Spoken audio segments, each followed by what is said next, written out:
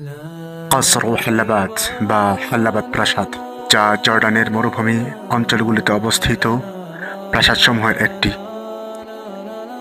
চলুন আজকে আমরা সেই ঐতিহাসিক ইতিহাস সম্বলিত প্রাসাদটি ঘুরে আসি এবং সেখানের সঠিক ইতিহাস, তথ্য ও ঐতিহ্য সম্পর্কে জেনে আসি এবং পরিশেষে সেখান থেকে আমরা আমাদের জীবনের জন্য শিক্ষা গ্রহণ করি।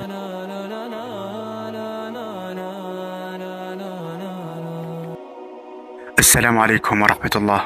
সম্মানিত দর্শক, সম্মুখে আসলে আপনাদের চোখে এরকম চমৎকার দৃশ্য পড়বে। এই প্রাসাদের সংরক্ষণের জন্য টুরিস্ট পুলিশ এবং সংরক্ষণের লোকজন এখানে রয়েছে। এই ভবনে একটি মিউজিয়াম রয়েছে। এই ভবন পার হয়ে আমরা চলে যাব সোজা প্রাসাদের দিকে।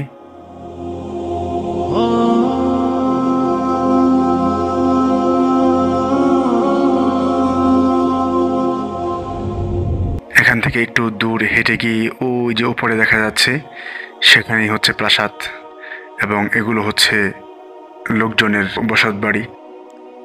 এবং কিছু দূর সামনে এগোলে হাতের ডান পাশে আমরা দেখতে পাই কিছু বসত বাড়ি এর ধ্বংসাবশেষ রয়েছে। এই প্রাসাদের অবস্থান হয়েছে জর্ডানের জারকা অঞ্চলের হাল্লাবাদ এলাকায়, যা প্রায় আধা বর্গ কিলোমিটার এলাকা জুড়ে অবস্থিত। আমরা দূর থেকে দেখতে পাচ্ছি প্রাসাদের একটি মসজিদ এবং পাশেই এই এলাকা হচ্ছে প্রাসাদ।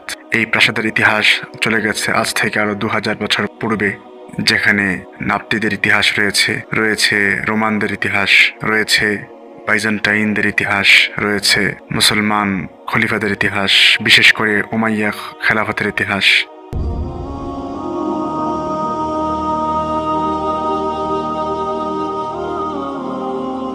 আমাদের চোখে প্রথমে এই দৃষ্টিনন্দন ঐতিহাসিক মসজিদটি পড়ে। এই চমৎকার মসজিদটি নির্মাণ করেন উমাইয়া খলিফা হিশাম ইবনে আব্দুল মালিক, যা 8ম খ্রিস্ট শতাব্দীতে নির্মাণ করা হয়, যা আজও আমাদের জন্য ইতিহাসের সাক্ষী হিসেবে দাঁড়িয়ে আছে।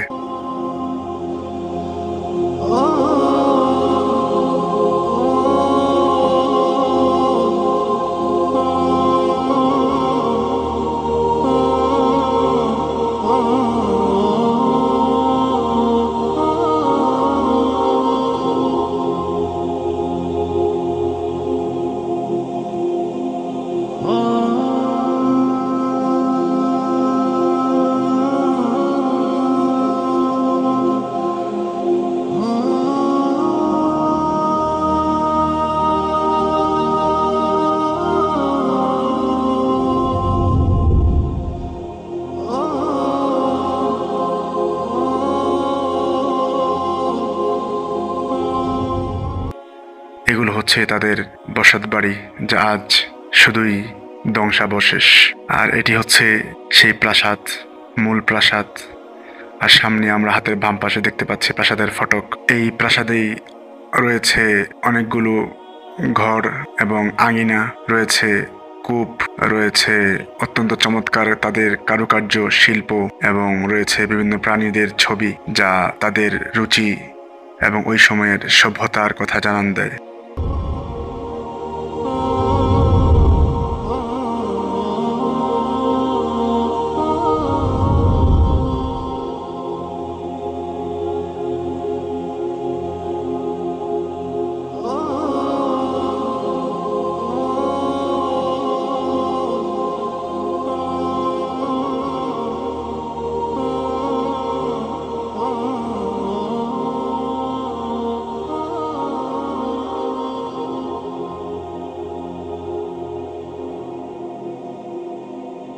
এখানে আমরা রোমানি এবং বাইজেন্টাইন নাপ্তিদের কিছু লিখিত নকশা করা পাথর পাই, যা এই কথা সাক্ষী বহন করে যে এটা কত পুরনো, তারা কত চমৎকার করে সাজিয়েছিল এখানে অবস্থান করার জন্য।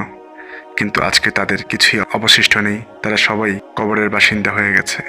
এবং এই প্রাসাদটি সর্বপ্রথম এখানে নাপ্তিদের অবস্থান, তারপরে রয়েছে রোমানীয়দের অবস্থান। এটা মূলত রোমান সম্রাট তাদের সীমান্ত রক্ষার জন্য এই প্রাসাদটি প্রথমে নির্মাণ করে। বাইজেন্টাইনরা এটা ব্যবহার করে এবং এর উন্নতি করে। খলিফা হিশাম ইবনে আব্দুল মালিক এর পুনর্নির্মাণ এবং মসজিদ সংযোজন করেন এবং তা আজও বিদ্যমান। এখানে আমরা দেখতে পাই মোজাইক করা মেঝে পাথর, যা কত বছর আগে তারা কত রুচিশীল ছিল এবং তারা কত সভ্য ছিল তার জানান দিচ্ছে।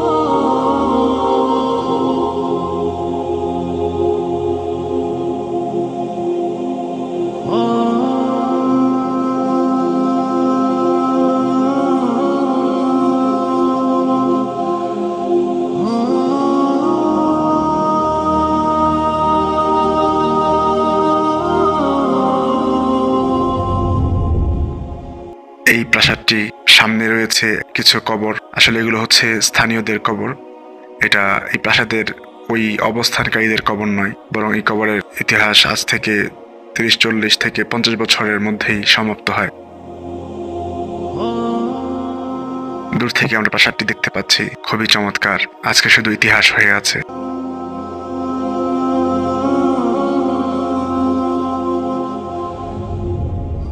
আমরা ফেরার পথে এই যে দেখতে পাচ্ছি, এগুলো ছিল উমাইয়া খলিফাদের তৈরিকৃত বসবাসের ঘর, যেখানে নিরাপত্তারক্ষীরা থাকতো। এখানে প্রায় 23টির মতো ঘর রয়েছে।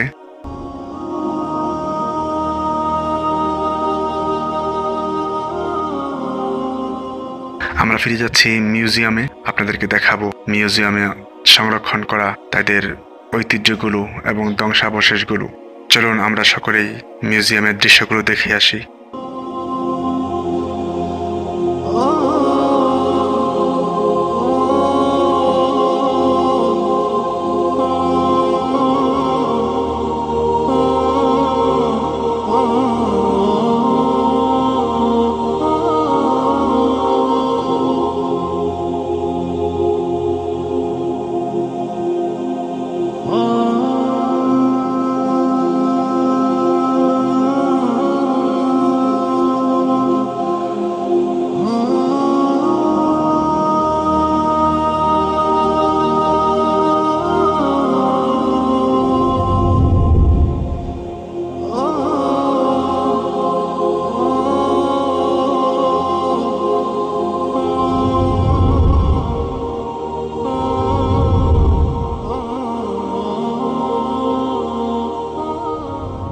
পরিশেষে একটি গুরুত্বপূর্ণ তথ্য আপনাদের সাথে শেয়ার করতে চাই। অনেকেই মনে করেন এটা হচ্ছে বুড়ির বাড়ি, যা নূহ আলাইহিস সালামের সময়ে যে বুড়ির চুলা থেকে পানি বের হওয়া শুরু হয়েছিল, এটাই সেই বুড়ির বাড়ি। আসলে এটা ভুল তথ্য।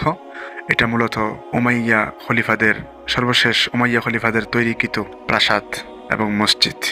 এর মাধ্যমে আমাদের আজকের পর্ব শেষ করছি। ইনশাআল্লাহ দেখা হবে সামনের কোনো ভিডিওতে। ইনশাআল্লাহ সামনে আপনারা কি দেখতে চান আমাদেরকে জানাবেন। ইনশাআল্লাহ আমরা আপনাদেরকে ঘুরে ঘুরে ইতিহাস এবং ঐতিহ্য সম্পর্কে জানাবো। ইনশাআল্লাহ সাথে থাকুন, পাশে থাকুন। যদি ভালো লাগে শেয়ার করে দিন। আসসালামু আলাইকুম ওয়া রাহমাতুল্লাহি ওয়া বারাকাতুহু।